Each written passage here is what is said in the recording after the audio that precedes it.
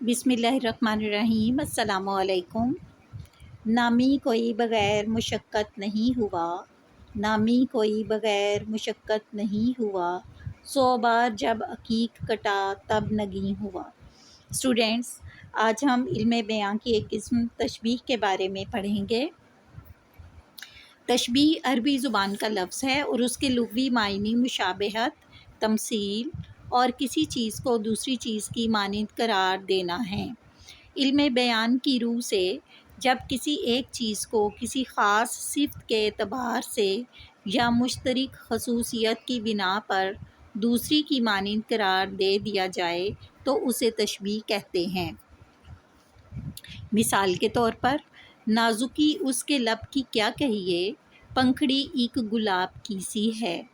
اس شعر میں محبوب کے ہونٹوں کو گلاب کی پنکھڑی سے تشبیہ دی گئی ہے، یعنی شاعر محبوب کے ہونٹوں کو گلاب کی پنکھڑی جیسا کہہ رہا ہے۔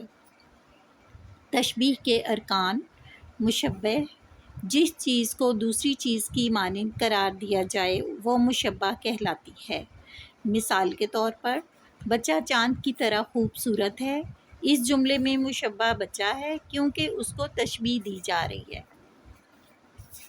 مشبہ بہ، وہ چیز جس کے ساتھ کسی دوسری چیز کو تشبیہ دی جائے یا مشبہ کو جس چیز سے تشبیہ دی جائے۔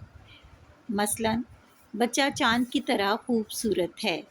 اس جملے میں بچے کو چاند سے تشبیہ دی جا رہی ہے تو چاند مشبہ بہ ہے۔ وجہ شبیہ، وجہ شبیہ سے مراد وہ خوبی ہے جس کی بنا پر مشبہ کو مشبہ بہ سے تشبیہ دی جا رہی ہے۔ مثلاً، بچہ چاند کی طرح خوبصورت ہے۔ اس جملے میں بچے کو چاند سے تشبیہ دینے کی غرض اس کی خوبصورتی ہے۔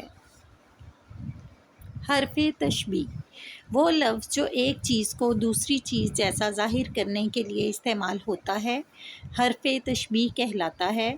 مثلاً، ہو بہو، مثل، گویا، صورت، جوں، سا، سی، سے، جیسا، جیسے، جیسی، مثال، یا، کہ، وغیرہ۔ حرف تشبیہ کو اداة تشبیہ بھی کہا جاتا ہے۔ مثلاً، بچہ چاند کی طرح خوبصورت ہے۔ اس جملے میں بچے کو چاند سے تشبیہ دینے کے لیے حرف طرح کا استعمال ہوا ہے تو اس طرح حرف تشبیہ ہے۔